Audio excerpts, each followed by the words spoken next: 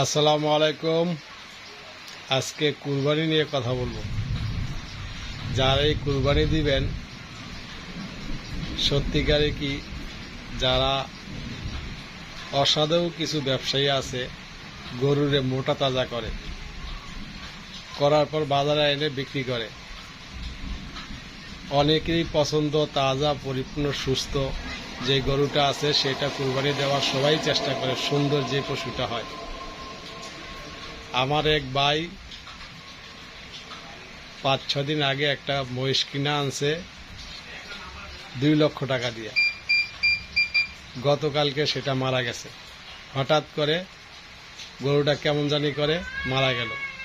তো সবাই যখন কুরবানি দিবেন একদিন আগে আনার চেষ্টা করবেন, তাহলেই সবচেয়ে ভালো হবে।